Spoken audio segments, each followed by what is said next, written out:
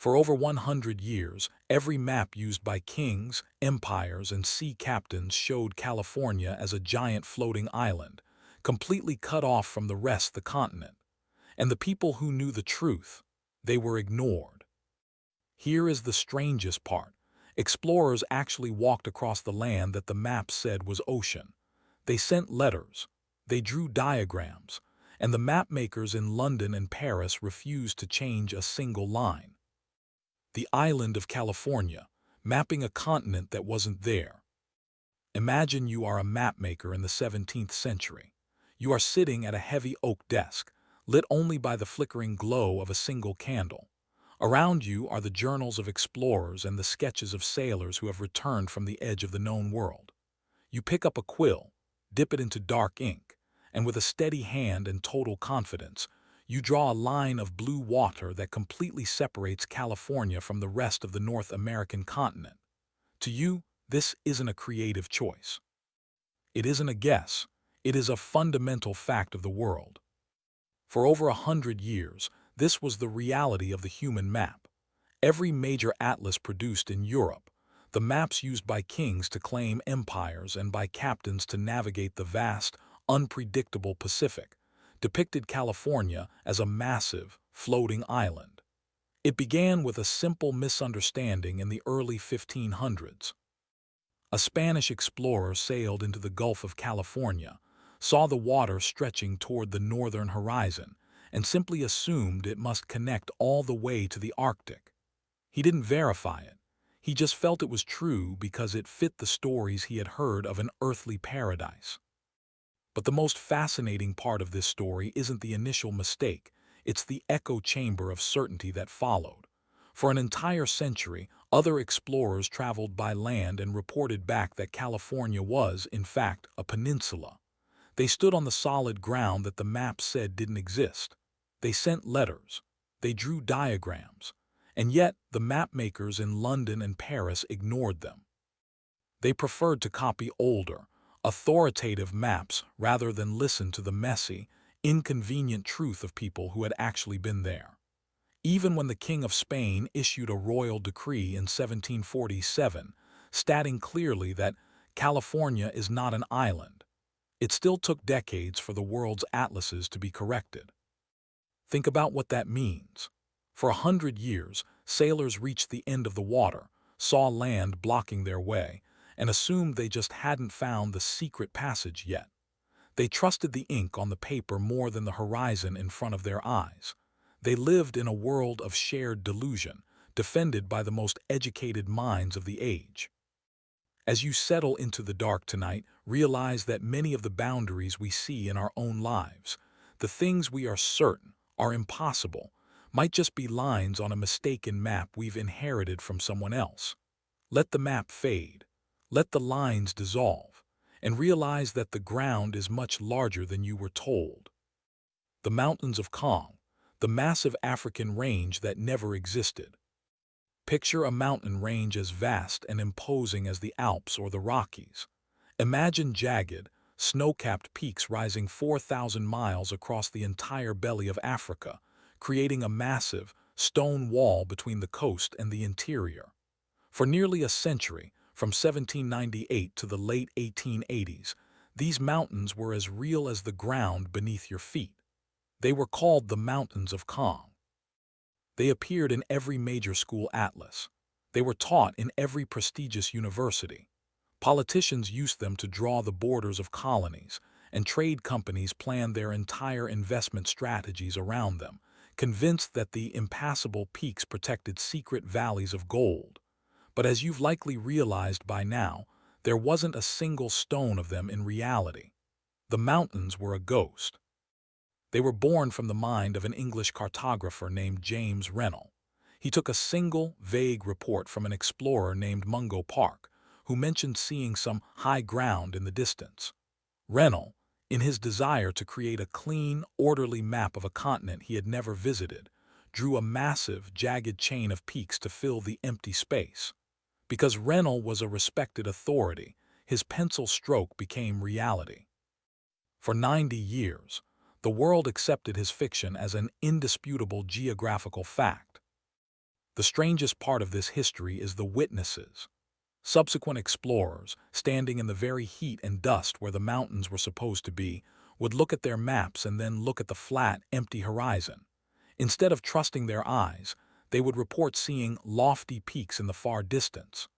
Their minds, conditioned by the authority of the printed page, literally hallucinated the mountains to avoid admitting that the map was wrong. They saw what they expected to see, because to admit the mountains weren't there would be to admit they were lost in a world they didn't understand. The mountains of Kong show us how easily a consensus can manufacture a reality. We assume that if something is in a textbook, it must be true. But often, it is just an old mistake that everyone has agreed to stop questioning. As you rest tonight, consider how many mountains in your own life, those massive obstacles you think are blocking your path, are actually just lines on a map drawn by someone who never stood where you are standing. Take a slow, deep breath. Feel the flat, open space of the truth. There is no wall, there is only the path forward. The Canals of Mars, seeing civilizations through early telescopes. In the late 19th century, the human race was obsessed with its own power to reshape the Earth. We were digging the Suez Canal and the Panama Canal, carving great veins into the planet to move water and ships. And so, when we turned our first powerful telescopes toward the red planet, we didn't just see a cold, dead rock. We saw a reflection of our own ambitions. Percival Lowell was a brilliant, wealthy, and highly respected astronomer. He built his own observatory in the clear air of Arizona and spent years staring at Mars. Through his lens, he saw something that changed the world, a vast, geometric network of perfectly straight lines crisscrossing the Martian surface. To Lowell, nature did not make straight lines. He became convinced he was looking at a global engineering project, a desperate race of Martians who were building a planetary plumbing system to bring water from the frozen poles to their dying, desert cities. For decades, the Canals of Mars were discussed in scientific journals not as a fantasy, but as a near certainty. Lowell mapped hundreds of them, naming them after ancient earthly rivers like the Ganges and the Euphrates. The public was enthralled. We weren't alone in the universe. We had neighbors who were older, wiser, and more capable than us. This belief was so powerful that even when other astronomers looked through their own telescopes and saw nothing, Lowell dismissed them.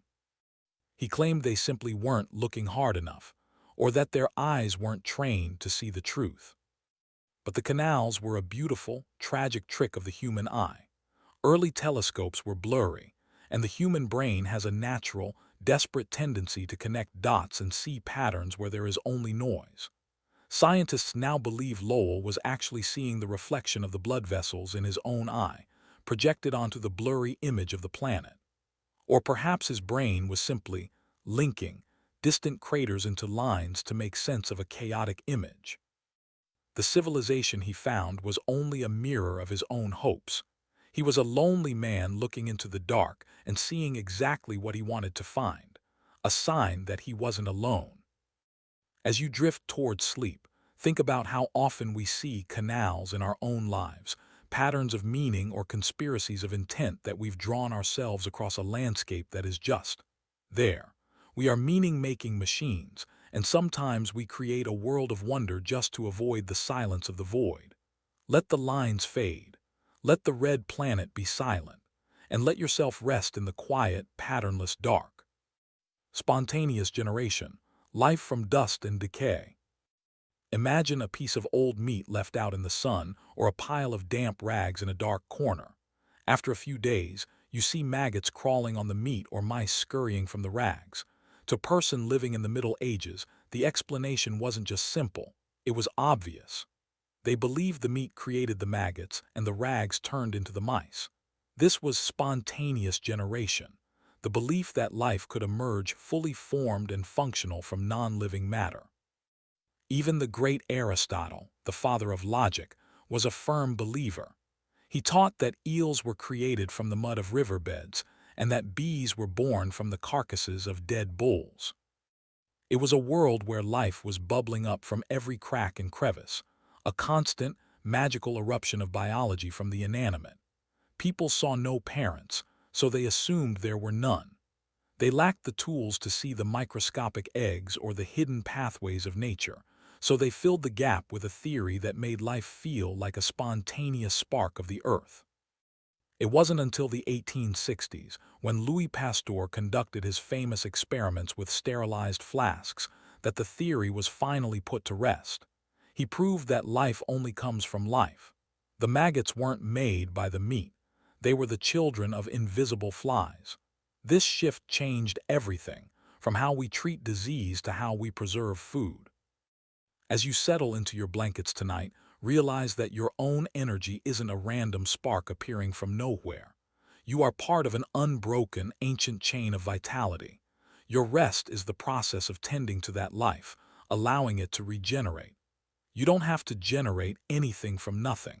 You are already a living, breathing miracle. Let yourself be carried by the steady, predictable laws of nature. Geocentrism, the unmoving center of the universe.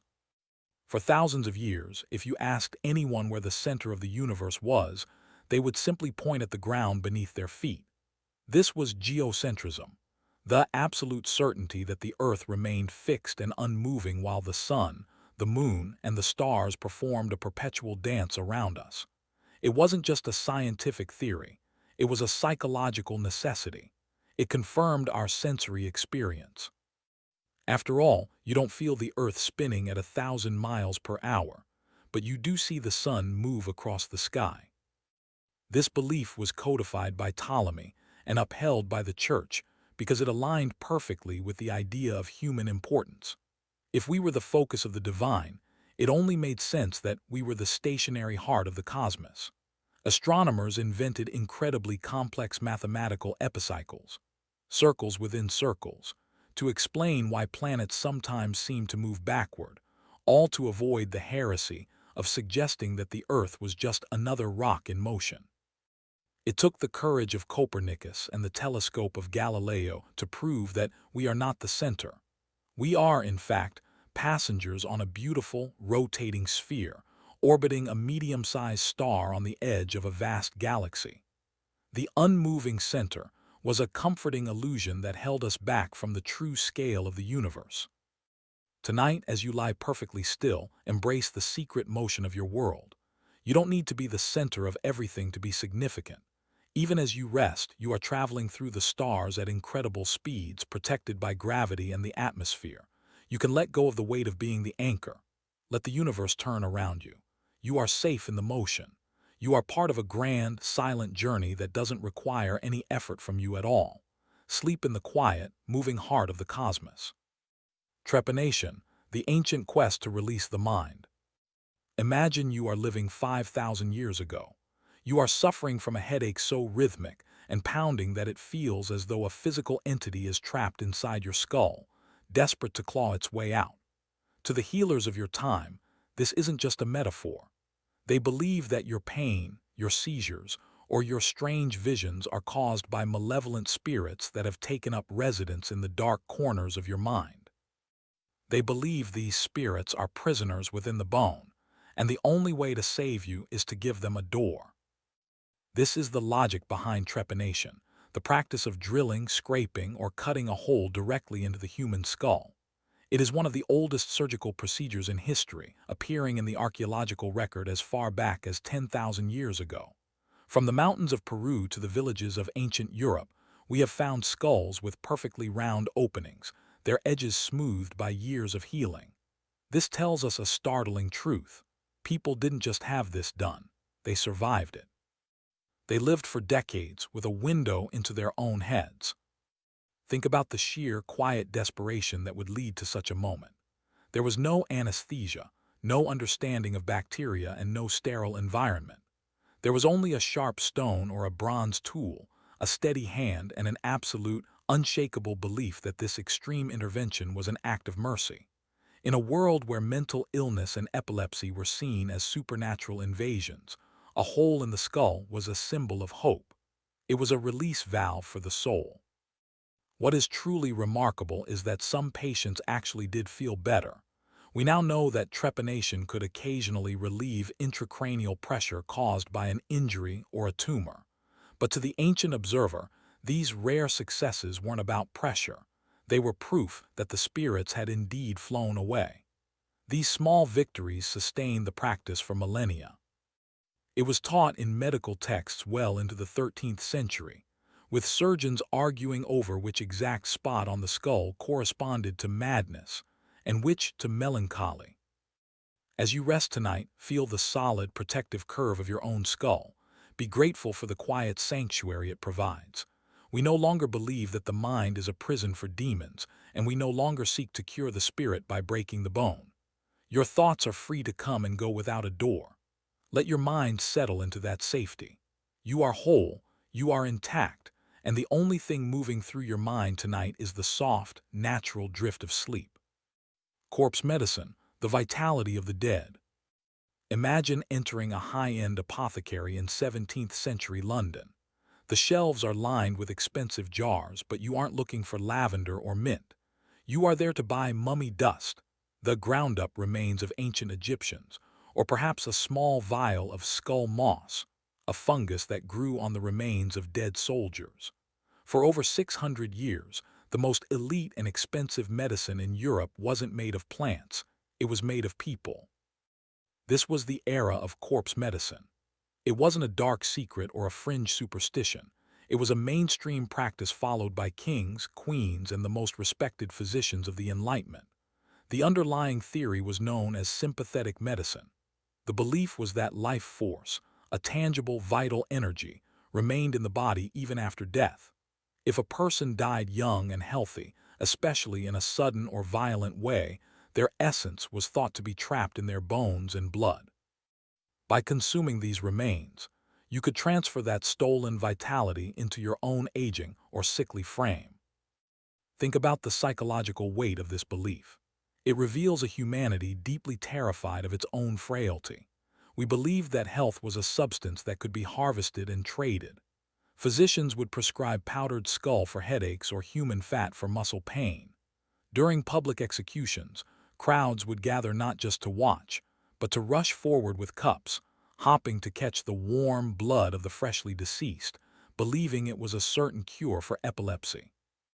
It was a desperate attempt to reclaim what death had taken. The most bizarre manifestation of this was the weapon salve.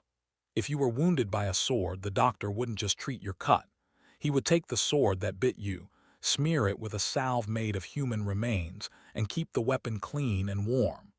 They believed that because the sword had tasted your blood, a sympathetic link existed between the steel and your flesh. They were treating the ghost of the injury rather than the injury itself.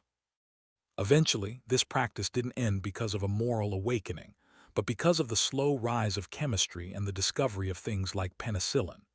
We realized that vitality isn't a liquid you can pour into a cup. It is something your own body generates, fresh and new, with every breath you take. As you lie still tonight, notice that you don't need the essence of anyone else. Your life force is entirely your own. It is generated by your own heart, your own lungs, and your own quiet resilience. You are sufficient, you are vital, and you are alive. Urine as oral hygiene, the Roman secret to a white smile. Picture a Roman citizen preparing for a grand banquet. He wants to look his best, so he reaches for a small ceramic flask and uses it to rinse his mouth and scrub his teeth. This wasn't a sign of poverty or lack of options. In fact, he might have paid a premium for this specific liquid, perhaps even insisting on Portuguese urine, which was famously considered the strongest and most effective brand in the empire. For nearly 2,000 years, human urine was the gold standard for oral hygiene. To our modern ears, this sounds like a punchline, a sign of a primitive culture. But the Romans were famous for their engineering, their baths, and their obsession with cleanliness. They didn't use urine because they were dirty, they used it because they were observant. They noticed that it worked. What they couldn't have known was the chemistry behind it.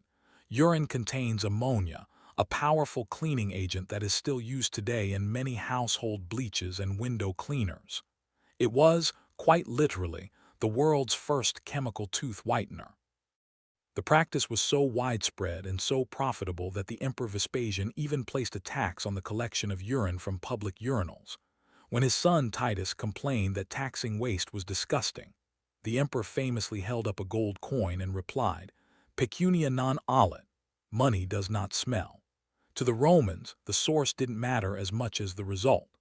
They saw the body not as something to be ashamed of, but as a biological factory that produced useful resources. This belief forces us to confront the nature of disgust. Most of what we find repulsive today is a learned cultural response, not a biological one. In the Roman era, urine was used to bleach clothes, tan leather, and whiten teeth. It was an essential part of the economy. Our modern rejection of it is based on our understanding of germs and waste, but the Romans lived in a world where everything had to be reused. They found utility where we find revulsion. As you drift towards sleep, consider the boundaries you draw between clean and unclean. Often those lines are just stories we've been told by our society. The body is a natural, neutral system, doing exactly what it was designed to do. It isn't gross or shameful. It is a marvel of recycling and resilience. Let go of the need to judge your own physical nature. Let your body be what it is, a quiet, functioning miracle. Take a breath and let the world, and all its strange histories, fade into the background. Mercury, the poison that was a panacea. For centuries, if you were suffering from a persistent illness, your doctor might reach for a heavy, silvery liquid that seemed to move with a life of its own. This was quicksilver, or mercury. It was considered one of the most powerful medicines in the physician's arsenal, used to treat everything from skin rashes to the most dreaded disease of the age, syphilis. For over 400 years, the saying was, "A night with Venus, a lifetime with Mercury." The treatment was as brutal as the disease itself. Patients would be placed in a small, heated room, essentially a steam box, where they would breathe in mercury vapors, or they would be slathered in mercury-based ointments until their skin began to blister. The goal was to reach a state of salivation. Doctors believed that if they could make a patient drool excessively, sometimes up to 2 liters a day, the body was successfully spitting out the poison of the disease. They were watching the signs of acute mercury poisoning and celebrating them as signs of healing. Think about the tragedy of this misunderstanding. The symptoms of mercury poisoning, loosened teeth, blackened gums, trembling hands, and mental confusion, were often mistaken for the progression of the illness itself. When a patient died, the doctor would simply sigh and say the disease was too far advanced, never realizing that the cure had finished what the bacteria started. Because mercury could indeed kill the surface bacteria of a sore, it gave the illusion of working, which kept the belief alive for generations of suffering people. Even the most brilliant minds fell for it. Isaac Newton and Abraham Lincoln are both believed to have suffered from the effects of mercury-based medicines. It was a logic trap.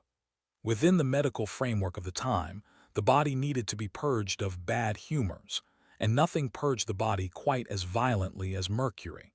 It was a war of attrition, where the doctor hoped to kill the disease just a few minutes before he killed the patient. As you lie in the quiet of your room, appreciate the stillness of your own body. You are not a battlefield. You don't need to be purged, burned, or poisoned to be clean. Modern medicine has taught us that healing is often about support, not assault.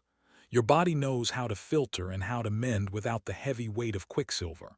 Let your muscles soften. Let your breathing slow.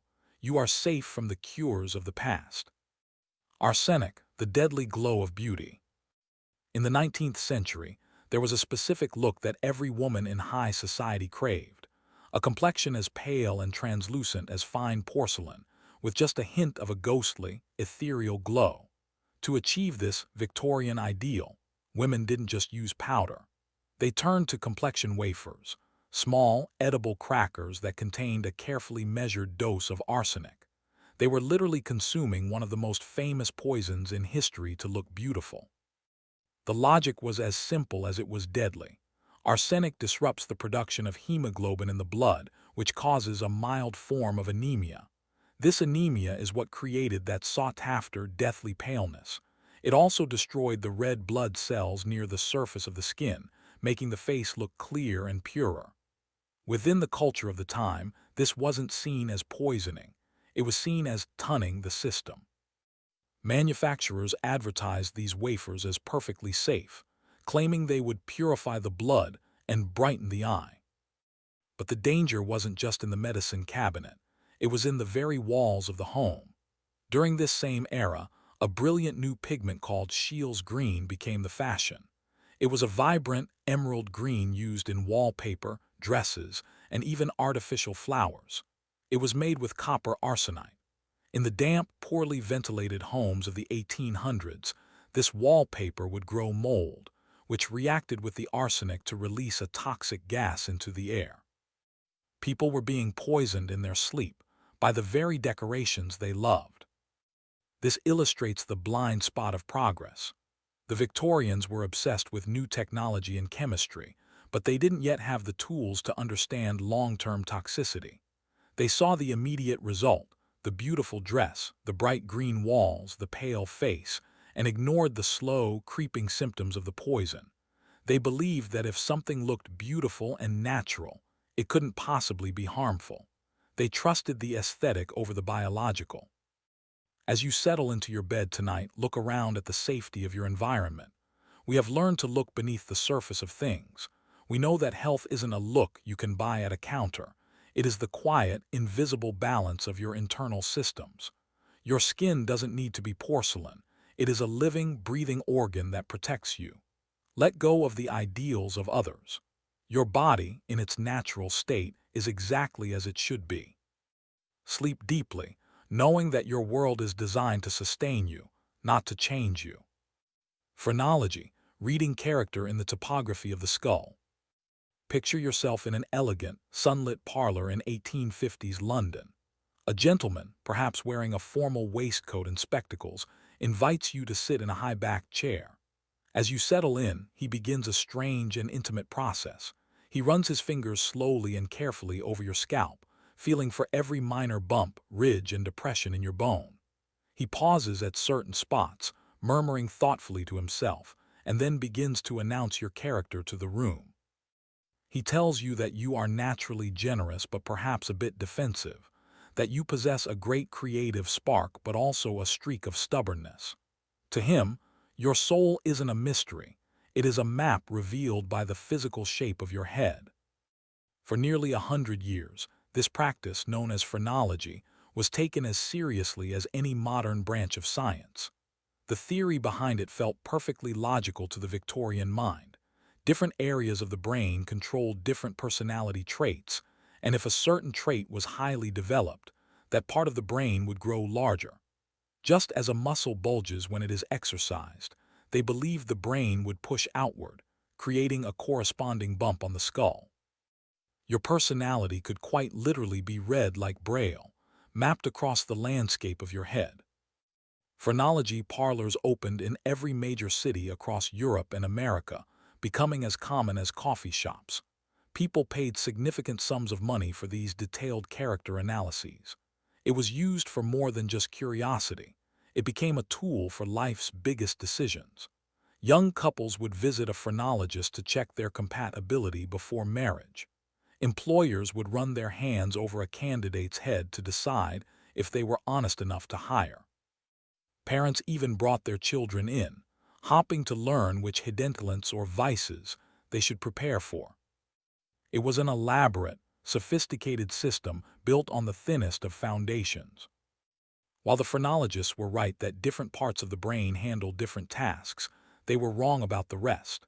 The brain doesn't push the bone outward into bumps, and personality is far too fluid to be measured by a ruler. As you rest tonight, realize that your true character isn't etched into your bone. You are not a fixed map of bumps and divots determined at birth. You are a living, changing consciousness that exists far deeper than the surface of your skin. Let the labels of others fall away. You are not what people read on you. You are the mystery that lives within. Alchemy, the ancient quest for ultimate transformation. Imagine a darkened laboratory, the air thick with the scent of sulfur and wood smoke. Glass vessels of strange, twisted shapes bubble over low, flickering flames. A figure in heavy robes moves through the shadows, carefully adding precise amounts of mercury and salt to a crucible. For years, perhaps for his entire adult life, this alchemist has pursued a single, obsessive goal: the magnum opus, or the great work.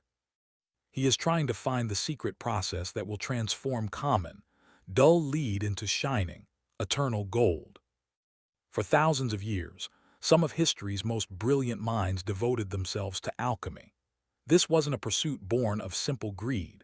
It was a deeply philosophical and scientific quest based on an understanding of nature that felt entirely logical at the time. Alchemists observed real, physical transformations every day. They saw ice melt into water and water vanish into steam. They saw ores pulled from the earth and melted into liquid metal, changing color and properties before their eyes. If these transformations were possible, they reasoned, why wouldn't the ultimate transformation, from base metal to gold, be possible as well? While they never found the philosopher's stone, the alchemists were not failures. In their pursuit of the impossible, they invented the foundation of our modern world.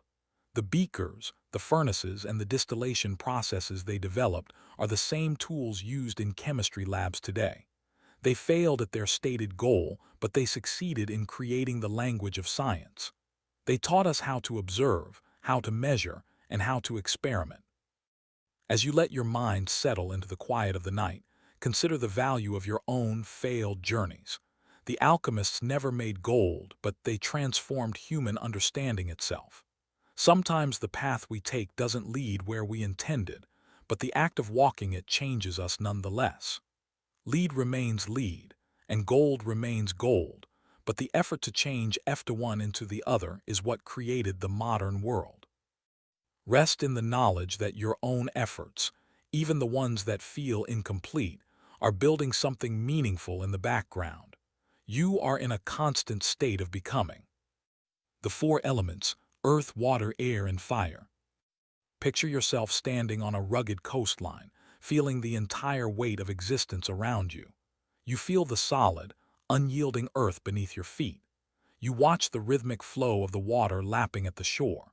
You feel the invisible air filling your lungs with every breath, and you see the warmth of the sun or a distant campfire. For over 2,000 years, this was the ultimate explanation for everything in the universe. Everything you could see, touch, or imagine was believed to be made of just four fundamental building blocks: earth, water, air, and fire. This theory was the bedrock of all human knowledge. Alchemists worked within this framework, trying to rebalance the elements to change lead into gold. Physicians used it to diagnose your health, believing that if you were feverish, you had too much fire in your system, and if you were sluggish, you had too much earth. Philosophers used it to explain the weather, the stars, and even your deepest emotions. It was an elegant, intuitive system that seemed to perfectly match what we saw with our own eyes. What is remarkable is how long this theory persisted, even as evidence began to pile up against it. When early scientists began to find substances that didn't fit the model, metals that wouldn't burn or gases that behaved strangely, there was massive resistance. The old system was simply too beautiful to let go of. It wasn't until the 1700s that the four-element theory finally collapsed. Experiments by scientists like Lavoisier revealed that air was actually a complex mixture of different gases, and that water was a compound, not a fundamental thing. Most shockingly, they realized fire wasn't a substance at all, but a chemical process. The belief reveals how powerfully our frameworks shape our perception. The ancients saw earth, water, air, and fire because that is what their theory told them to look for. As you breathe softly in and out tonight, realize that your own frameworks, the stories you tell yourself about who you are or how the world works, might be just as limited. The universe is always more complex and more wondrous than our current theories allow. Let go of the need to categorize everything. Let the elements of your life simply exist, without labels, as you drift toward the peaceful dark. Medical astrology, healing by the stars. Imagine a physician in medieval Europe preparing to treat a patient who is suffering from a persistent fever. Before he even examines the patient's pulse or looks at their symptoms, he pulls out a series of elaborate charts and a compass. He carefully calculates the positions of the planets at the exact moment of the patient's birth. He checks the current phase of the moon and consults diagrams of the zodiac to see which sign is currently governing the affected part of the body. Only after this celestial analysis is complete does he decide on a treatment. For centuries, astrology and medicine were inseparable. You could not be a doctor without being an astrologer. It was taught in every major medical school as essential knowledge. Each of the 12 zodiac signs was believed to rule over a specific part of the human anatomy. Aries ruled the head, Taurus the neck, and Gemini the lungs, all the way down to Pisces, which governed the feet. If you had a headache while the moon was in Aries, the physician might refuse to treat you, believing that any intervention during that unfavorable alignment would do more harm than good. The planets themselves were thought to be the drivers of disease. Mars, the red planet of war, was believed to bring fevers and inflammation. Saturn caused melancholy and chronic, slowing illnesses. The moon, because of its obvious effect on the tides, was believed to pull on the humors or fluids inside the human body, causing them to ebb and flow just like the ocean. As you rest under the same stars that once confused the greatest physicians of the past, recognize the quiet truth of your connection to the cosmos. The stars are indeed beautiful, and the sun and moon provide the light, warmth, and gravity that make your life possible. But your health and your personality are not dictated by a zodiac chart. You are a biological wonder, governed by the chemistry of your own cells and the resilience of your own spirit. The stars aren't watching you, they are simply lighting your way. Sleep deeply, free from the influence of the planets, and trust in the natural wisdom of your own body. Telegony, thinking a first mate influences all future offspring. Imagine a world where the past is never truly settled, where every choice leaves a physical, indelible mark not just on your memory, but on your very biology. For centuries, including during the time of Charles Darwin, philosophers and scientists believed in a concept called telegony. This was the conviction that a female's offspring could inherit physical characteristics from a previous mate, even if that mate was not the biological father of the current child. The most famous proof of this theory involved a high-profile case in the early 19th century involving a mare owned by Lord Morton. The mare had originally mated with a quagga, a now extinct relative of the zebra, and produced a striped hybrid. Later, when the same mare mated with a common black horse, her foals still appeared to have faint, zebra-like stripes on their legs. To the observers of the time, the explanation was clear. The quagga had infected the mare's womb, leaving behind a permanent impression, or essence, that would influence every life she created for the rest of her days. This wasn't just a curiosity for horse breeders. It was a belief that governed human social structures and the purity of bloodlines. It suggested that a woman's past was literally etched into her future children. It was used as a tool of social control, a biological reason to demand absolute fidelity, based on the fear that a single, incorrect pairing could permanently taint a family's lineage. It turned the womb into a piece of photographic film that could never be wiped clean. We now understand the mechanics of DNA and the clean slate of meiosis. We know that every conception is a fresh start, a unique combination of two specific sets of instructions. The stripes on Lord Morton's foals were likely just recessive traits or ancestral markings that would have appeared regardless. As you drift toward sleep, embrace the liberation of the now. You are not a collection of past shadows or inherited impressions. Every cell in your body is focused on the present moment. Your history is a story you tell, not a physical chain you carry. Let the past be the past. You are here, you are new, and your future is entirely your own. Lamarckism, the idea that effort is inherent. Imagine you are a giraffe living millions of years ago. The grass on the ground is scarce, but high above, the acacia trees are lush and green. Every day of your life, you stretch your neck just a little bit further, reaching for those distant leaves. You feel your muscles burn and your tendons pull. According to the leading theory of evolution before Darwin, proposed by Jean-Baptiste Lamarck, this daily struggle was the engine of life itself.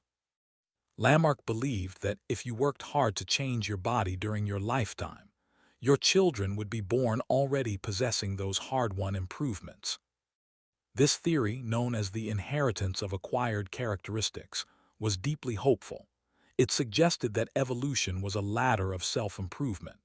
If a blacksmith spent his life swinging a heavy hammer and grew massive arms, his son would be born with the potential for even greater strength. If a scholar spent her life studying, her children would be born with more developed brains. It made the universe feel fair. It suggested that our individual efforts and our personal struggles were never wasted. They were the upgrades we passed on to the next generation. It was a beautiful, intuitive idea, but it suffered from a fundamental flaw. It confused the player with the code. We now know that no matter how much you stretch your neck or lift weights, you aren't changing the DNA inside your reproductive cells. You are changing your phenotype, not your genotype. The code remains indifferent to your daily gym routine. Lamarckism eventually faded as we discovered the silent, invisible world of genetics, a world where traits are shuffled like a deck of cards rather than earned through sweat. As you settle into your pillows, let go of the pressure to perfect yourself for the sake of the future. Your value doesn't come from how much you've stretched or improved in a single day. The evolutionary dance is much slower and more patient than that. You don't have to carry the weight of the next generation's success on your shoulders. Just for tonight, let your muscles relax. Let your neck stop stretching. You have done enough. You are enough. Sleep in the quiet knowledge that life moves forward in its own time, and right now, your only job is to rest. Recapitulation Theory: Why we thought embryos relived evolution. Ontogeny recapitulates phylogeny. In the late 19th century, this was one of the most famous phrases in all of science. It was the belief, championed by Ernst Haeckel, that as a human embryo develops in the darkness of the womb, it actually passes through every stage of our evolutionary history in a high-speed time-lapse. Scientists looked at early human embryos and saw what they believed were gill slits, like those of a fish. A few weeks later, they saw a tail, like that of a reptile. They became convinced that we were literally reenacting the history of life on Earth, starting as a single cell, then becoming a fish, then an amphibian, then a mammal, and finally, in the last moments, becoming human. It was a poetic and grand vision. It suggested that every one of us carries the entire history of the world within us, replaying the 500 million-year journey from the swamp to the stars in just 9 months. It was a classic case of seeing what we wanted to see. Those gill slits were actually just folds of tissue that eventually become parts of our jaw and ears. The tail was just the early development of the spinal cord, which our bodies eventually grow into. We weren't reliving evolution. We were just using the same basic biological building blocks that all life uses. Evolution doesn't repeat itself. It just recycles its tools. But even though the theory was wrong, it reveals our deep desire to feel connected to the grand story of life. We want to believe that we aren't just random accidents, but the culmination of a purposeful journey. As you breathe slowly in the dark, realize that you are connected to that history, even if you don't literally replay it in the womb. Every atom in your body was forged in the heart of a star. Every strand of your DNA has been passed down through an unbroken chain of survivors stretching back to the beginning of time. You don't need to relive the past to be a part of it. You are the living proof of it. Rest in that ancient, silent belonging. Maternal impression: thinking a mother's thoughts shape the child. For centuries, across almost every culture on Earth, there was a belief that a pregnant woman's imagination had the power to physically mold her unborn child. This was known as maternal impression. If a mother was startled by a rabbit, it was believed her child would be born with a hairlip. If she stared too long at a beautiful statue, her child would be born with classical features. If she developed a sudden, unfulfilled craving for strawberries, the child might be born with a red birthmark. This belief turned the 9 months of pregnancy into a period of intense psychological pressure. Mothers were warned to avoid unpleasant sights, to shun the company of ugly people, and to keep their emotions in a state of perfect, serene calm. It was a world where a single moment of fear or a fleeting dark thought could leave a permanent physical scar on a new life.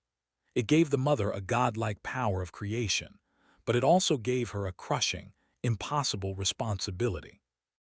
It was a desperate, human attempt to find a reason for the random variations of nature. Before we understood genetic mutations or developmental biology, we couldn't accept that some things just happen. We needed a narrative. We needed to believe that the world made sense, even if that meant blaming a mother's lack of control over her own mind.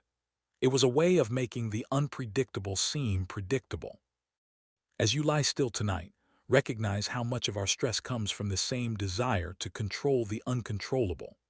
We often worry that our stray thoughts or our moments of anxiety will somehow ruin our lives or the lives of those we love. But the body is far more resilient than that. Life is guided by deep, stable, and ancient biological laws that are not easily swayed by the passing clouds of our minds. You don't have to be perfect to be safe. Your thoughts are just thoughts. They are like birds flying over a mountain. They don't change the mountain. Let your mind wander where it will, and know that you are held by a much deeper, much steadier reality. Seed theory: why women were viewed only as soil. In the halls of ancient Greek philosophy and through the medieval universities of Europe, the most respected thinkers held a view of reproduction that today seems almost incomprehensible. They believed in the seed theory. They argued that the father provided the seed, a tiny, invisible blueprint that contained the entire identity, character, and form of the human being. The mother's role was seen as entirely passive. She was merely the field or the soil.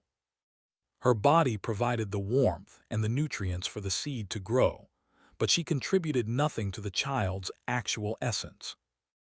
This wasn't just a biological error. It was the scientific foundation for a world of total male dominance. If the father was the sole creator of the child's soul and mind, then the child belonged exclusively to him. It stripped women of their biological agency and turned them into containers rather than contributors. It was a theory that mirrored the prejudices of the time, dressing up social power as natural law. The discovery of the human egg in 1827 was one of the most quiet but explosive revolutions in history. It finally proved what common sense should have suggested all along, that life is a partnership. We realized that a child is not a seed planted in soil, but a unique synthesis, a 50-50 collaboration between two equal biological blueprints. It took 2,000 years for science to catch up to the simple reality of the human family. This reminds us how often our certainties are actually just reflections of our culture. We see the world not as it is, but as we are. As you prepare for sleep, think about the balance within your own life. You are not a passive observer of your own existence, and you are not a soil for the ideas of others. You are an active participant in the creation of your own world. You are the result of a million balanced forces, a perfect harmony of give and take. Feel that balance in your breathing. Feel the symmetry of your body. You are whole, you are equal, and you are exactly where you need to be. Sleep in that peace.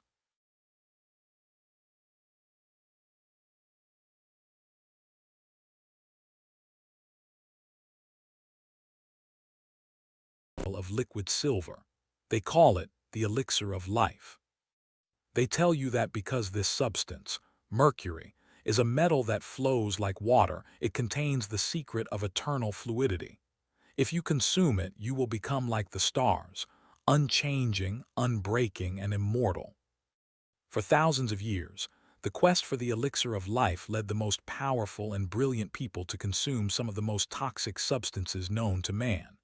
The logic was a form of sympathetic magic dressed up as early chemistry. Gold was immortal because it did not tarnish. Therefore, drinking potable gold would make the body untarnishable. Mercury was alive because it moved on its own. Therefore, it would grant eternal animation. The emperor drank this mixture of mercury and powdered jade every single day, believing he was fortifying his soul. The tragedy, of course, is that the cure for death was the very thing accelerating it. Mercury is a potent neurotoxin. As the emperor consumed more of his elixir, his mind began to fracture. He became paranoid, secretive, and aggressive, symptoms we now recognize as acute mercury poisoning. He died at the age of 49, likely killed by the very medicine intended to make him a god. His tomb is said to contain literal flowing rivers of mercury, a final, toxic tribute to a belief that refused to accept the natural cycle of life and decay. As you settle into your bed, think about the peace that comes with accepting your own humanity. You don't need to be made of metal or stone to be significant. The beauty of life lies in its transience, the fact that it is a flickering flame, not a cold, eternal statue. You are made of soft, living tissue that knows how to rest and how to heal. You don't need to be unchanging to be whole. Let go of the desire for permanence. Rest in the flowing, changing nature of the present moment. The wandering womb, the physical cause of hysteria. Imagine you are a woman in ancient Greece or Victorian London, and you are feeling a sense of overwhelming anxiety, a tightness in your chest, or perhaps a sudden bout of sadness. You visit the most respected physician in the city. He listens to your symptoms and, with total scientific gravity, gives you his diagnosis. Your womb has detached itself from its proper place and is currently wandering around your body like a lost animal. For 2,000 years, this was the standard medical explanation for almost every physical or emotional ailment experienced by women. This was the wandering womb. Doctors believed the uterus was a semi-independent creature with a mind of its own. They believed that if it became dry or bored, it would migrate upward toward the heart, causing palpitations, or toward the lungs, causing shortness of breath. To fix the problem, they didn't look at the mind or the heart. They tried to physically manipulate the organ back into place. They would use foul odors, smelling salts or acrid smoke, near the woman's face to drive the womb downward, while simultaneously placing sweet perfumes near her lap to lure it back home. This was the origin of the term hysteria, coming from the Greek word hystera, meaning womb. It turned the female body into a source of inherent instability, a vessel governed by a capricious, traveling organ that could never truly be trusted. It was a way for a male-dominated medical establishment to dismiss the complex emotional and social realities of women's lives. Instead of looking at the stresses of their environment or the restrictions of their society, they blamed a biological quirk. It took until the late 1800s for us to realize that the womb stays exactly where it belongs, and that hysteria was often just a label for the natural human response to being misunderstood and controlled. As you lie still tonight, feel the stability of your own body. Your organs are not wandering. They are held in a perfect, intricate web of connective tissue, working in silent harmony to support you. You are not a collection of capricious parts. You are a unified, stable being. Let the old labels of instability fall away. You are grounded, you are secure, and you are exactly as you should be. Tobacco smoke enemas, resuscitating the dead with smoke. Picture the banks of the River Thames in London in the year 1770. A person has just been pulled from the cold, murky water, unconscious and not breathing. A crowd gathers, and someone calls for the local resuscitation kit. But they don't start chest compressions or mouth-to-mouth. Instead, they bring out a set of leather bellows and a pipe filled with burning tobacco. They proceed to blow hot tobacco smoke directly into the victim's bowels. This was the tobacco smoke enema, and in the 18th century, it was considered the absolute pinnacle of emergency medicine. The Royal Humane Society even placed these kits at intervals along the river, much like we place heart defibrillators today. The logic was built on the idea of stimulation. Doctors believed that death by drowning was simply a state of being too cold and too wet. They thought the hot, stimulating properties of tobacco smoke could jumpstart the internal organs, dry out the lungs from the inside, and wake up the soul. It is one of the most bizarre examples of a logic trap in history. Because tobacco was a stimulant that made the heart beat faster in living people, they assumed it would have the same effect on the dead. For decades, newspapers were filled with miracle stories of people who were supposedly brought back to life by a puff of smoke. In reality, many of these people had likely just suffered a temporary fainting spell and would have woken up anyway, but the smoke got the credit. Eventually, the practice died out when a physician pointed out the obvious. Tobacco is actually a poison, and blowing hot smoke into a dying person's body is more likely to finish them off than save them. It serves as a reminder of how far we are willing to go when we are desperate to help, but don't yet understand the basic mechanics of life. As you breathe softly tonight, appreciate the simplicity of your own lungs. You don't need stimulation or external heat to stay alive. Your body knows exactly how to regulate its own temperature and its own rhythm. Your breath is a natural, effortless cycle of rising and falling. Let the smoke and the fire of the day fade away. You are cool, you are calm, and you are breathing perfectly on your own. Spontaneous human combustion, the fire that starts within. Imagine living in a time before the widespread use of electricity, when every home was lit by candles and warmed by coal fires. You hear a story about a neighbor, a person known for their heavy drinking, who was found in their armchair, reduced to a pile of ash, while the chair itself and the rest of the room remained completely untouched by fire. To the Victorian mind, this wasn't a mysterious accident. It was spontaneous human combustion. For centuries, this was a widely held belief, even appearing in the serious literature of Charles Dickens. The theory was that the human body could, under certain conditions, ignite itself from the inside out. It was almost always linked to moral corruption, specifically alcoholism. People believed that if a person drank enough gin or brandy, their very tissues would become saturated with alcohol, making them as flammable as a lamp wick. A divine spark, or a chemical imbalance, would then trigger an internal fire that consumed the flesh but left the surroundings cold. It was a belief that served a dual purpose. It explained a rare and terrifying phenomenon, and it provided a powerful moral lesson. It suggested that your vices could literally burn you up. It turned the human body into a vessel of potential judgment. Today, forensic science has solved the mystery through what is known as the wick effect. A person might fall unconscious while smoking or sitting near a fire.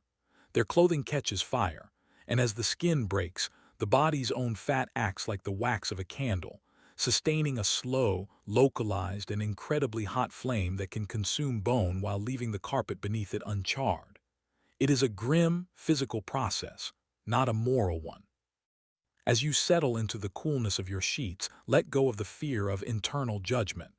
Your body is not a hidden furnace of vices or faults. It is a biological marvel that is remarkably good at maintaining its own balance. You are safe. You are at peace. There is no fire within you tonight, only the soft, steady warmth of a body at rest. Let your muscles soften and your mind grow quiet. The ordeal by fire, letting God decide guilt through burns. Imagine you have been accused of a crime you did not commit. You stand in the center of a medieval village, surrounded by your neighbors and the local priest. There are no lawyers, no evidence, and no witnesses. Instead, there is a bed of glowing red coals, or perhaps a heavy iron bar heating in a forge until it glows white. To prove your innocence, you are told you must walk across those coals or carry that iron for 9 steps. This was the ordeal by fire, a legal system that was used throughout Europe for centuries. It was built on the absolute certainty that the physical world was a direct mirror of the spiritual world. People believed that God was an active participant in every legal case. If you were innocent, God would physically intervene and prevent the fire from burning you, or he would ensure that your wounds healed perfectly within 3 days. If you were guilty, the fire would take its natural course. It is a terrifying example of what happens when we stop looking for facts and start waiting for miracles. It placed the entire burden of truth on the body's ability to survive trauma. What is truly strange is that some people actually were declared innocent. Historians believe that priests, who often knew who was innocent and who was guilty, would secretly manipulate the temperature of the iron or the duration of the walk to ensure the correct, divine judgment was delivered. The ordeal by fire shows us a humanity that was desperate for absolute certainty. We wanted a world where the good were physically protected and the bad were physically marked. We couldn't live with the ambiguity of a world where bad things happen to good people. As you drift toward sleep, appreciate the fact that you live in a world of evidence and reason. You don't have to prove your worth through pain. You don't have to carry a hot iron of guilt or expectation. You are allowed to be imperfect. You are allowed to be human. Let the judgments of the world fall away. The fire is out, the coals are cold, and you are safe in the quiet of the night. The homunculus, the little man inside the seed. Imagine peering through the very first primitive microscopes of the 1600s. The lenses are blurry, the light is dim, and your mind is already filled with the theories of the greats like Aristotle. You are looking at a sample of life, and because you expect to see a finished product, your eyes play a trick on you. You believe you see a tiny, perfectly formed human being curled up inside a single sperm cell, a homunculus. For nearly a century, this was a leading theory of biology known as preformationism. The logic was that God had created all of humanity at the very beginning of time, and every future generation was simply tucked inside the one before it, like an infinite set of Russian nesting dolls. They believed that the father provided the entire, tiny person, and the mother was simply the incubator that provided the warmth for that person to unfold and grow larger. Some illustrators even drew detailed diagrams of these little men, complete with tiny arms, legs, and heads, waiting patiently to be born. This belief reveals our deep discomfort with the idea of emergence, the process where something complex grows from something simple. We wanted to believe that the finished version of us was always there, just waiting for its turn. It took the discovery of true embryology to prove that life is a dynamic, creative process of cell division, not just a box being unpacked. As you drift toward sleep, realize that you too are a process, not a finished statue. You don't have to be fully formed or perfect at every moment. You are a living system that is constantly growing, shifting, and renewing itself. Let the pressure to be a finished product dissolve. You are a work in progress, and tonight, that work is simply to rest and rebuild. The great chain of being, the fixed ladder of the universe. Picture the entire universe as a single, massive ladder made of gold. At the very top is the divine. Just below are the angels, followed by kings, then nobles, then commoners. Below humans are the animals, lions at the top, then horses, down to the smallest insects. Below them are plants, and at the very bottom the cold, unmoving rocks of the earth. This was the great chain of being, and for over 1,000 years it was the absolute blueprint for reality.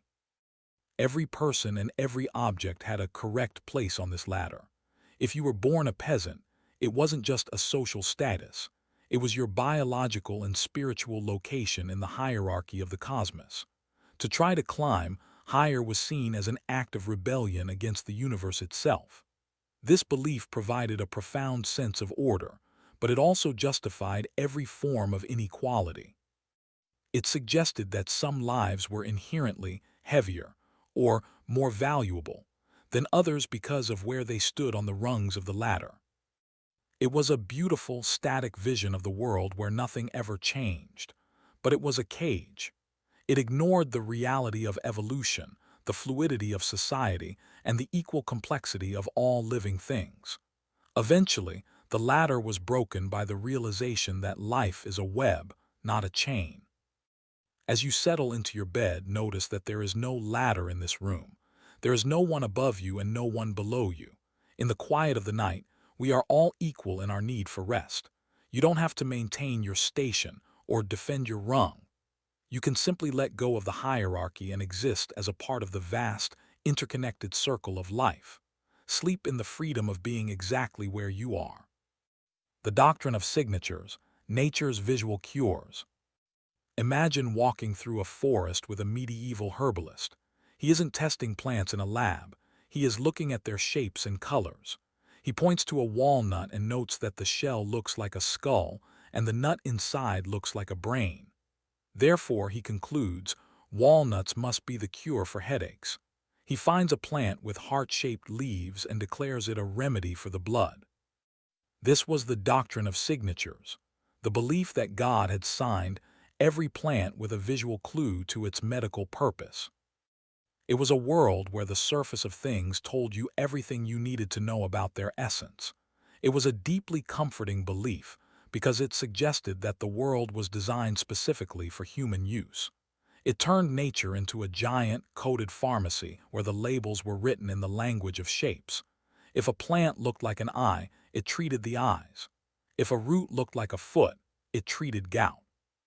While some of these signatures were accidentally correct, walnuts do contain fats that are good for brain health. The logic was entirely backwards.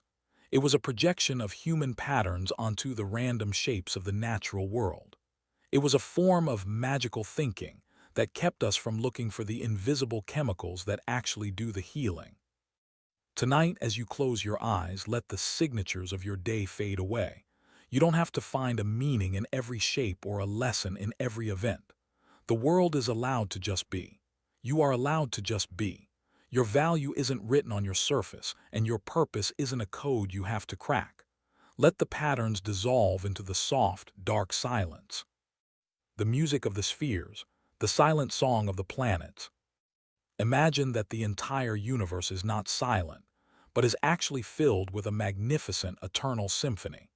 In ancient Greece, the philosopher Pythagoras believed that as the planets and the moon moved through the heavens, they rubbed against the crystalline spheres that held them, creating a unique musical tone.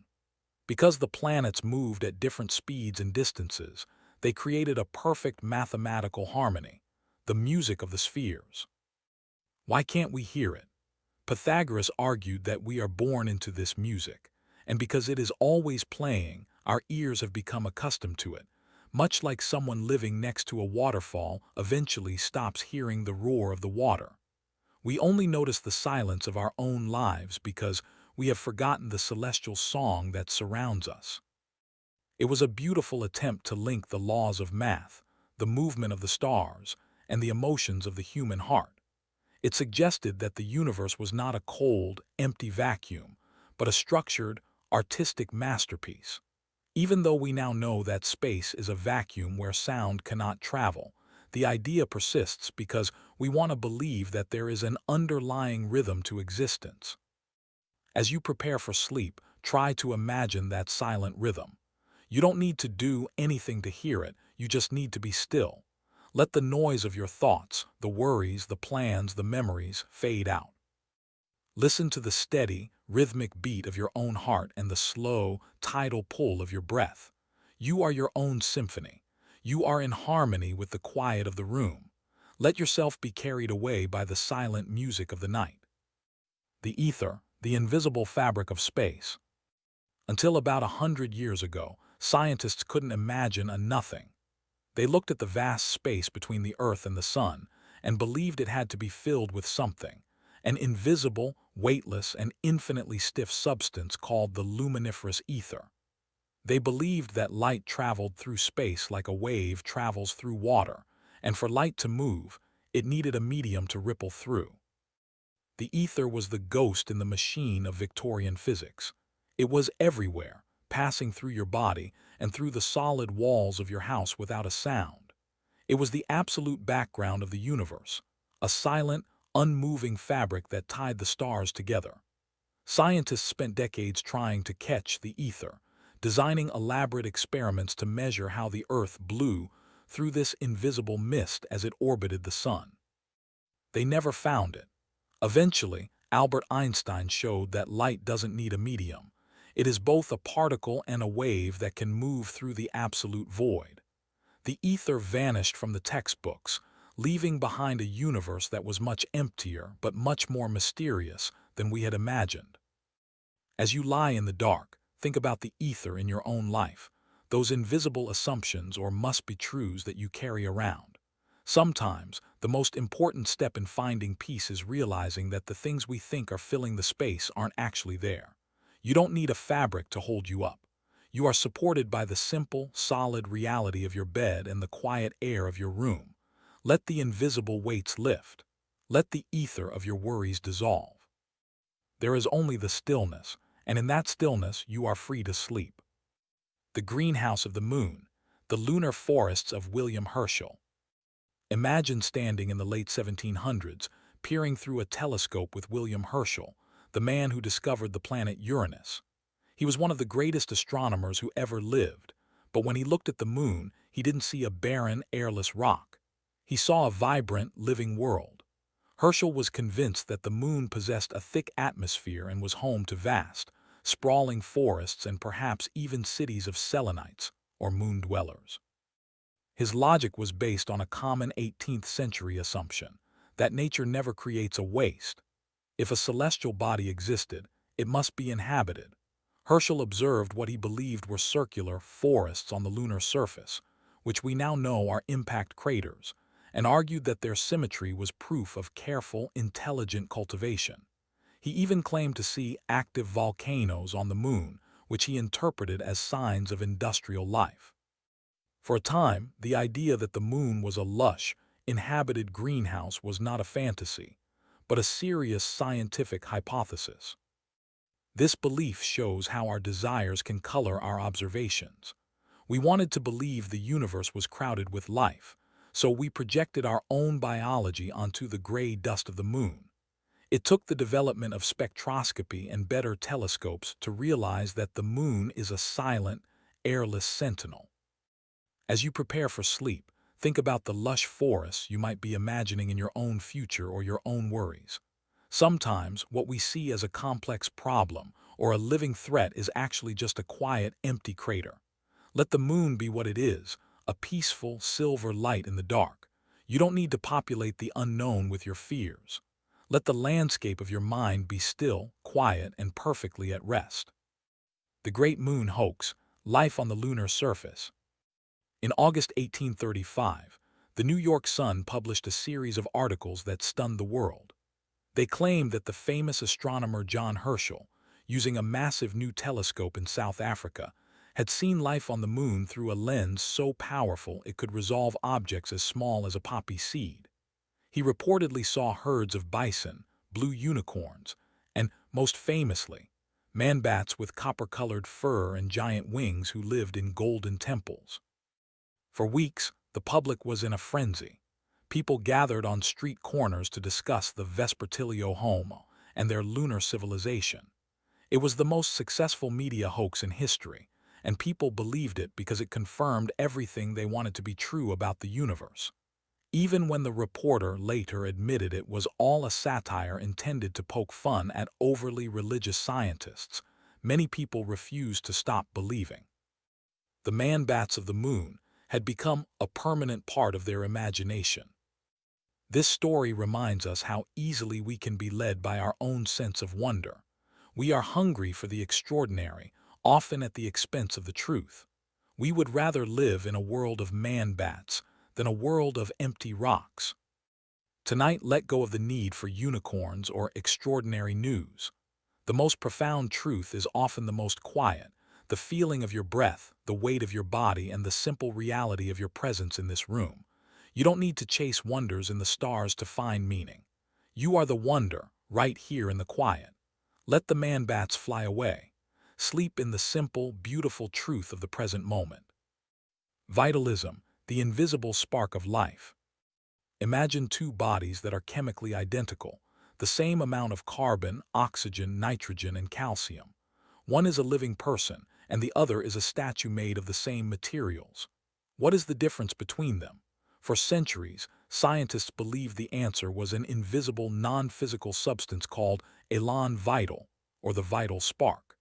They believed that life wasn't just a chemical reaction. It was a ghost in the machine, a divine energy that animated the matter of the body. Vitalists believed that you could never create a living thing in a laboratory because you could never manufacture this spark. It was the soul of biology. This theory was why people were so fascinated by electricity in the 1800s. They thought lightning might be the physical form of this vital force, an idea that famously inspired Mary Shelley to write Frankenstein. They believed that if you could just shock the matter enough, the spark would return. As we discovered the complex world of molecular biology and DNA, we realized that life is a series of incredibly sophisticated, self-sustaining chemical processes. There is no extra ingredient needed.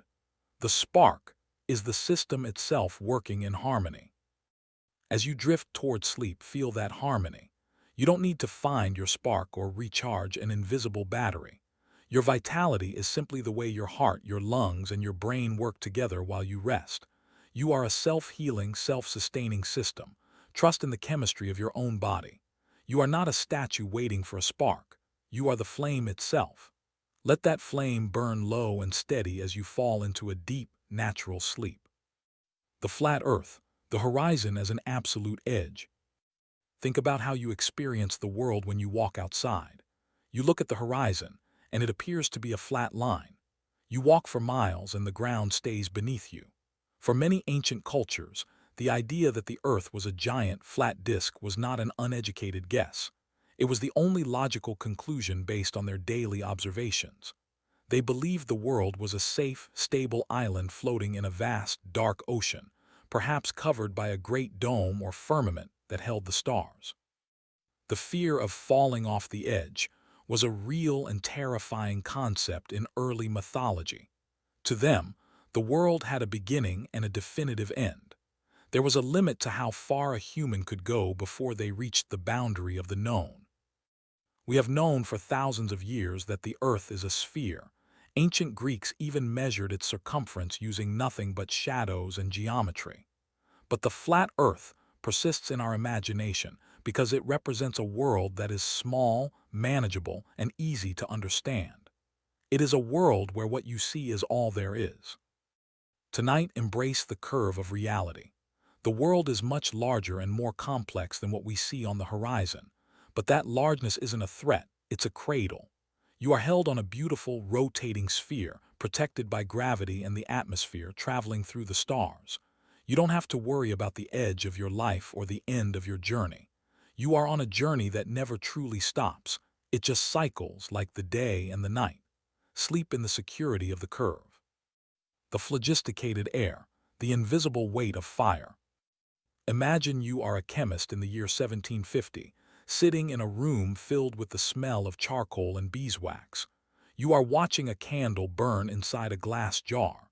As the flame flickers and eventually dies, you don't see a lack of oxygen. You see a saturation of phlogiston. For nearly 100 years, the most brilliant minds in science believed that every flammable object contained a mysterious, invisible substance called phlogiston, the essence of fire. The theory was beautifully simple. When something burned, it wasn't consuming something from the air. It was releasing its phlogiston into the atmosphere. A piece of wood was a mixture of ash and phlogiston. When it burned, the phlogiston escaped, leaving only the cold ash behind. This was why a candle eventually went out in a sealed jar. The air could only hold so much of this fire spirit before it became saturated and couldn't take any more. It was a world where fire had a physical weight and a name. What makes this theory so fascinating is how hard scientists worked to keep it alive even when the evidence turned against them. When they discovered that certain metals actually got heavier after being burned, they didn't abandon phlogiston.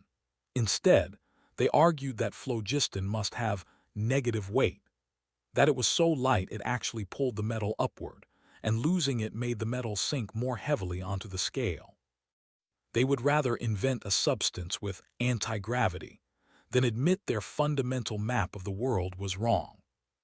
As you settle into your blankets, think about the phlogiston in your own life, the invisible labels or essences we give to our feelings like stress or failure. Often, these are just stories we've invented to explain the flicker of our own energy. You don't need to be full of anything to be real.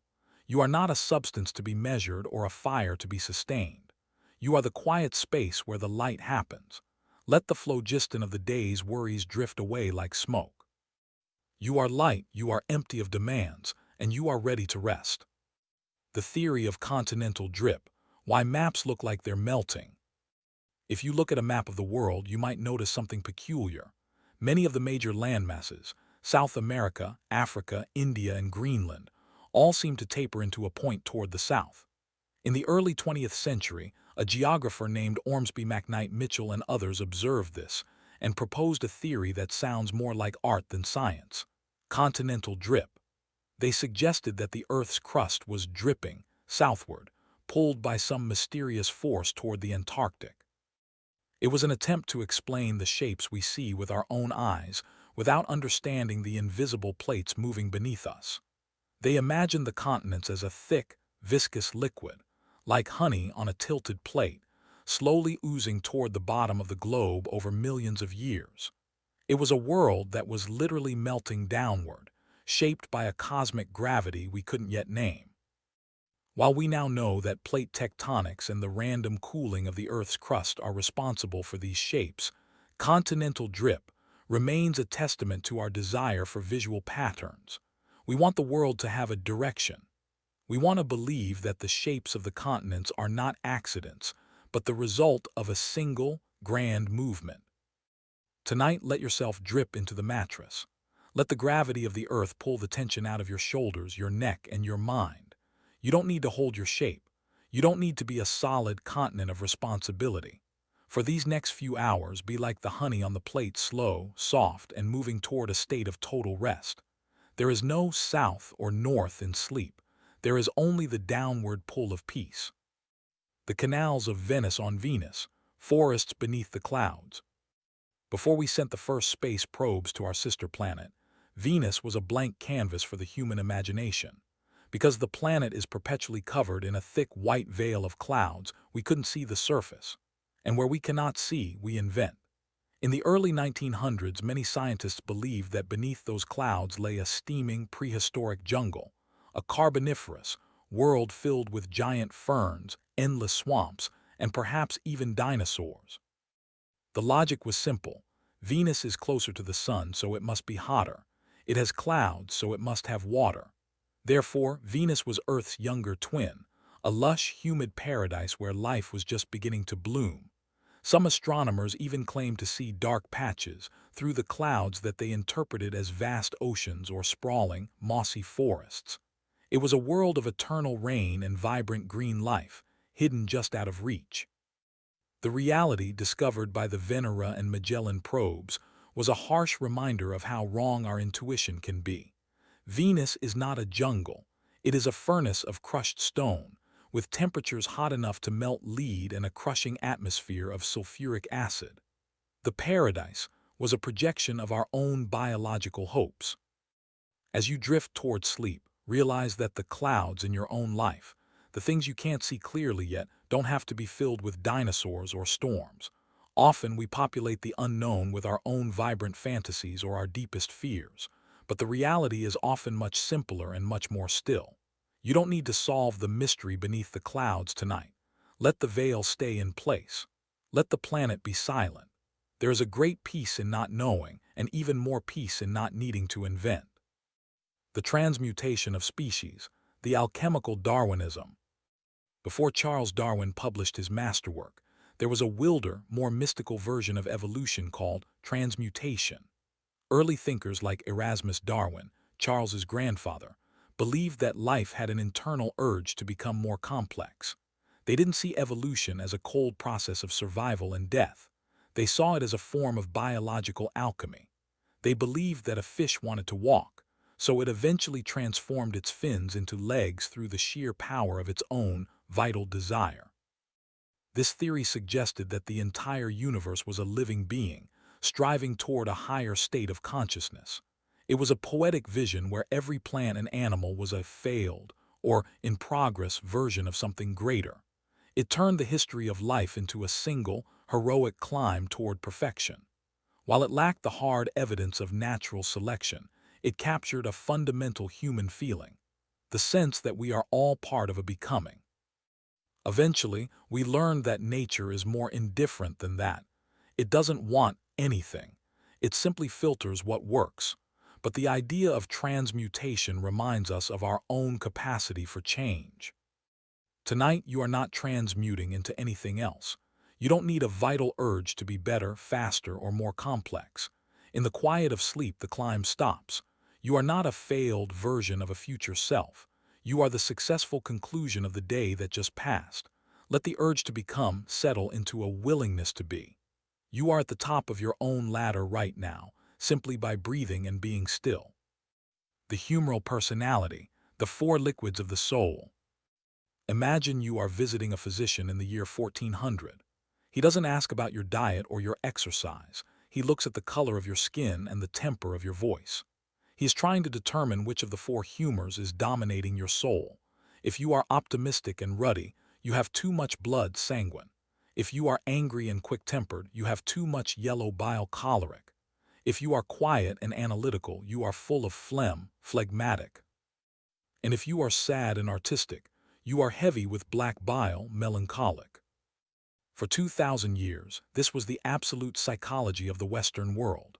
We believed that our very personalities were literally liquids sloshing around in our chests. Your character wasn't a choice. It was a chemical balance. If you were feeling blue, the doctor might try to balance you out by making you eat hot and dry foods to counter your cold and wet melancholy. It was a world where you could eat your way into a new personality. It was a beautiful, symmetrical way to understand the chaos of human emotion. It gave a name to our moods and a physical cause for our sorrows. It reminded us that we are biological beings, influenced by the seasons and the world around us. As you lie in the dark, feel the humors of your own body settling. You don't need to be sanguine or choleric tonight. You don't need to balance your liquids or fix your temperament. Let your blood flow quietly, let your breath move steadily, and let your melancholy or phlegm simply dissolve into the neutral space of sleep. You are not a mixture of four fluids. You are a single, unified consciousness, resting in the quiet. The balance is already perfect. The polygraph, the machine that could hear a lie. Imagine sitting in a cold, quiet room in the 1920s. A series of rubber tubes are wrapped around your chest to measure your breathing. A blood pressure cuff is tightened on your arm, and small metal plates are attached to your fingertips to track the sweat on your skin. You are told that this machine, the polygraph, can peer directly into your soul. It is based on a seductive and simple premise, that the human body is incapable of lying. According to the theory, every time you speak a falsehood, your nervous system triggers a tiny fight or flight response. A skip in the heart, a shallow breath, a microscopic bead of sweat that the needles on the paper will capture forever. For a century, the lie detector was treated as a technological oracle. It was used by police, by intelligence agencies, and even by corporations to vet their employees. It created a world where we believed we had finally conquered the hidden nature of the human mind. The machine was seen as an objective judge, a way to bypass the messy, unreliable nature of human testimony and get to the biological truth beneath. However, the polygraph doesn't detect lies, it detects stress. And the human body can be stressed for 1,000 reasons that have nothing to do with deception, fear, embarrassment, or even the sheer anxiety of being hooked up to a machine. Conversely, a practiced liar might feel no stress at all. The needles were not reading a lie, they were reading a shadow. It was a tool of psychological intimidation, a modern-day ordeal that relied on the subject's belief in the machine's power to work. As you settle into your bed, notice that your heart and your breath belong only to you. No one is measuring the rhythm of your chest or the moisture on your palms. You don't have to prove your truth to anyone tonight. You are allowed to have a private, quiet interior world that no needle can map. Let your heart beat at its own natural pace, and let your breathing grow deep and slow. You are in a space of total honesty, where the only truth that matters is the silence of the room. The Great Oxidation Event, when oxygen was a poison. 2.5 billion years ago, the Earth was a completely different world. The sky was an orange-tinted haze of methane and carbon dioxide, and the oceans were green with iron. The life that existed then Simple, single-celled organisms didn't breathe oxygen. In fact, to them, oxygen was a violent, corrosive poison that would tear their delicate structures apart. But then, a new type of life emerged: cyanobacteria. They began to use sunlight to turn water and carbon dioxide into energy, and as a byproduct, they released a waste gas called oxygen. For millions of years, this gas was absorbed by the minerals in the ocean, turning the seas red with rust. But eventually, the Earth could hold no more. Oxygen began to flood the atmosphere. This was the Great Oxidation Event, the first and most massive pollution crisis in history. To the dominant life forms of the time, the world was becoming toxic. They were pushed into the dark, oxygen-free corners of the deep ocean and the mud, where their descendants still live today. What was a catastrophe for them, however, was the beginning of us. This poison eventually allowed for the development of complex, multi-celled life, creatures that could use the high energy of oxygen to move, to think, and to grow. The very thing that destroyed one world created the foundation for the one we walk on today. It reminds us that waste is a matter of perspective, and that the greatest changes often come from the most microscopic sources. Tonight, as you breathe that same oxygen into your lungs, feel the ancient energy of that transformation. Your body is a masterpiece of adaptation, turning what was once a toxic gas into the fuel for your dreams. You are part of a planet that knows how to turn a crisis into a new beginning. Let that thought give you a sense of deep, biological security. The world has been through many versions of itself, and it has always found a way forward. Sleep in the quiet air of a world that was built for you. The static universe, Einstein's greatest blunder. Imagine the universe not as an expanding, rushing explosion, but as a vast, eternal, and unmoving cathedral. This was the belief of Albert Einstein when he first formulated his equations for general relativity. He, along with almost every scientist of his time, assumed the universe was static, that the stars and galaxies were fixed in space, unchanging and permanent. It was a world that had always been there and would always be there, a perfect and steady state.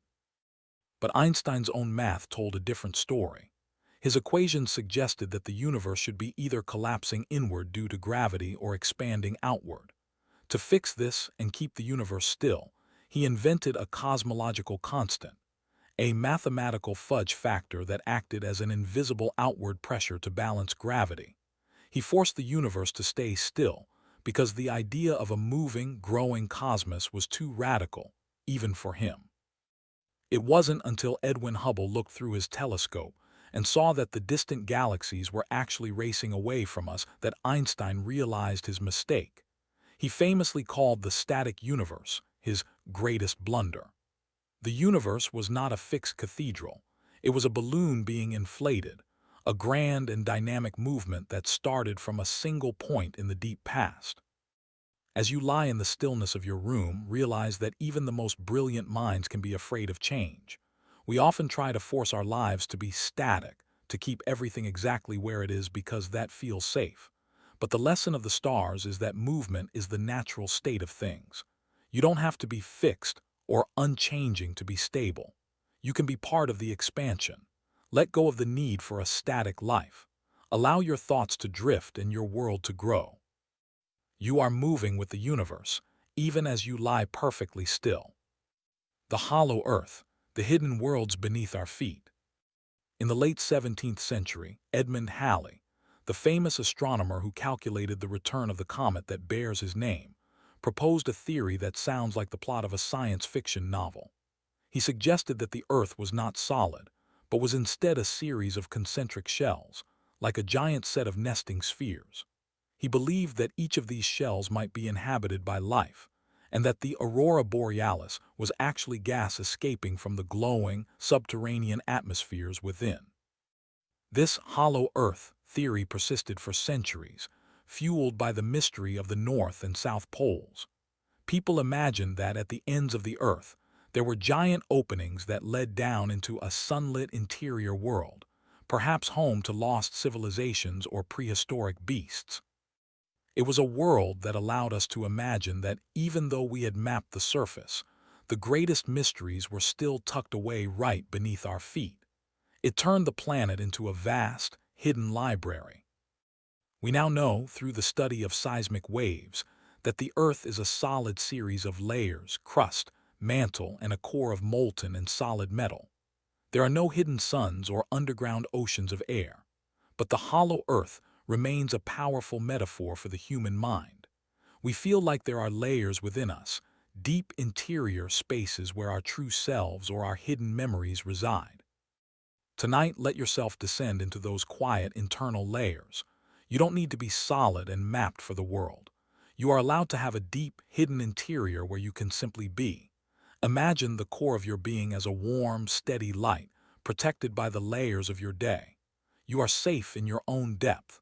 There is no need to explore or to dig tonight.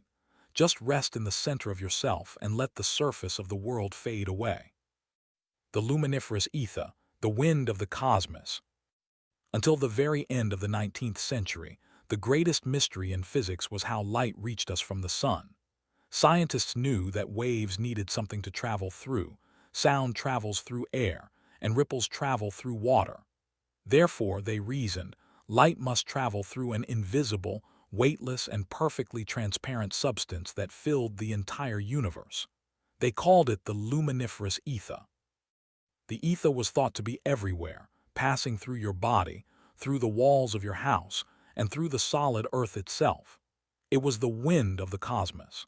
Scientists spent decades trying to catch this wind, setting up incredibly sensitive experiments to see if the Earth's movement through the ether changed the speed of light. They expected to find a drift, a sign that we were sailing through an invisible sea. But the experiments always came back with the same result: nothing. The ether was a ghost. It took Albert Einstein to realize that light was its own medium. It didn't need a sea to ripple through. It was a fundamental constant of the universe. The ether vanished, and with it, the idea that space was filled with a secret substance. As you settle into your blankets, think about the ether you might be trying to find in your own life, those invisible reasons or mediums you think you need to move forward. Sometimes we think we need the perfect conditions or a secret wind to reach our goals. But the lesson of light is that you carry your own momentum. You don't need the universe to be filled with anything for you to shine. You are your own constant. Let the invisible demands of the day dissolve. There is no wind, no sea, and no drift. There is only the stillness, and you are perfectly at home within it. The N-rays, the invisible light that wasn't there. In 1903, shortly after the discovery of X-rays, a respected French physicist named Prosper-René Blondlot announced the discovery of a new form of radiation, N-rays. He claimed these rays were emitted by almost all substances, metals, trees, and even the human body, and that they could enhance the human eye's ability to see in the dark. For a year, the French scientific community was in an uproar of excitement. Over 300 papers were published on N-rays, and Blondlot was awarded a prestigious prize for his breakthrough. But there was a catch. Scientists in England and Germany couldn't see them. To prove the theory once and for all, an American physicist named Robert Wood visited Blondlot's lab. In the darkened room, as Blondlot pointed to a screen and claimed to see the N-rays glowing brighter, Wood secretly reached out and removed the essential prism from the experimental setup. Despite the machine being physically broken, Blondlot continued to see the rays and describe their beauty. The N-rays were entirely a product of the power of suggestion and the desire to be at the forefront of a new frontier. This story is a powerful reminder of the expectation effect. If we believe something should be there, our senses will often manufacture the evidence to support it. We see what we expect to see, especially when we are looking into the dark. It was a collective hallucination born from the excitement of a new century. Tonight, you don't need to see anything that isn't there. You don't need to look for signs or rays of progress in the darkness. Your senses are allowed to be neutral. You are not under observation, and you don't need to perform for the prism of the world. Let the N-rays of your expectations dissolve. There is only the soft, real darkness of your room and the honest, quiet weight of your body. Rest in the truth of what is, not what you think should be. The Phonic Centre, when we thought the brain had a soul seat. Imagine a world where your very ability to perceive music, speech, and the voice of God was thought to be located in a single physical point within the brain, a phonic center. In the early days of neuroscience, before we understood the complex networked nature of the brain, researchers were desperate to find the seat of the soul. They believed that every high-level human experience, conscience, melody, and prayer, had a specific marble-sized location that could be mapped with a needle. They looked at patients who had lost the ability to speak and assumed that because one small area was damaged, that area was the entire faculty of speech. It was a modular view of the mind, as if the brain were a collection of independent offices, each doing one job. They didn't realize that the brain is more like a symphony, where a single note requires the participation of every instrument. There is no center because the whole system is the center. This belief was a reflection of our desire for order. We wanted the soul to be something we could point to and protect, but the reality is far more wondrous. Your consciousness is an emergent property, a beautiful dance of billions of neurons working in a silent, invisible harmony. You aren't located in one spot. You are the music of the whole. As you settle into sleep, feel that whole-body consciousness. You don't need to think with your head alone. Let your awareness spread down to your fingertips and your toes. You are not a pilot sitting in a small room in your skull. You are the entire ship. Let the offices of your mind close for the night. The symphony is over and the instruments are being put away. Rest in the quiet unity of your entire being. The Piltdown Man, the missing link made of bone and putty in 1912, the world was electrified by a discovery in a gravel pit in Piltdown, England. An amateur archaeologist presented the skull of what appeared to be the missing link between apes and humans, a creature with a human-like brain case but an ape-like jaw. For 40 years, Piltdown Man was featured in every textbook and museum as the ultimate proof of human evolution. It was the first Englishman, and it satisfied the national pride of a generation of scientists who wanted the cradle of humanity to be in their own backyard. The truth was revealed in 1953.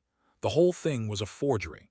Someone had taken a modern human skull and the jawbone of an orangutan, filed down the teeth to make them look human, and stained the bones with chemicals to make them look ancient. It was a hoax that succeeded because it told people exactly what they wanted to hear. Scientists ignored the signs of tampering because the discovery fit their existing theories so perfectly. The Piltdown Man reminds us that even facts can be built on the desires of the heart. We see what we want to believe is true about our history. We want to be the center of the story, the hero of the timeline. Tonight, let go of the need to be a hero or a link in a grand chain. You don't need a pedigree or a history to be worthy of rest. You are not a discovery to be analyzed. You are a living person who has finished a long day. Let the ancient bones of your plans and your past be buried. You don't need to be important to the world tonight. You only need to be important to your own peace. Sleep in the simple, unvarnished truth of your own presence. The fixed stars, the universe that never changes. For most of human history, if you looked up at the night sky, you believed you were looking at the firmament, a solid, unchanging dome where the stars were pinned like jewels. They were called the fixed stars because, unlike the wandering planets, they never moved relative to one another. They were a symbol of the eternal, the divine, and the permanent. In a world of war, famine, and change, the stars were the one thing you could count on. They were the absolute north of the human soul. This belief was the foundation of navigation, religion, and philosophy. We believed we lived in a steady-state universe, a clock that had been wound once and would run the same way forever. But we now know that the fixed stars are a magnificent illusion. Every star you see is moving at incredible speeds, thousands of miles per hour, racing away from us or swirling in a grand galactic orbit. They only look fixed because they are so unimaginably far away that their movement is invisible to a human lifetime. The universe is not a museum, it is an explosion. It is a dynamic, growing, and ever-changing flow of energy. The permanence we see is just a matter of perspective. As you close your eyes for the final time tonight, embrace the flow. You don't need your life to be fixed or permanent to be beautiful. The fact that things change, that the day ends and the night begins, is what makes life possible. Let go of the need for forever. Rest in the now. The stars are moving, the earth is turning, and you are drifting perfectly toward sleep. You are part of the grand, silent movement of everything. Sleep well. The universe is in motion and it is carrying you home.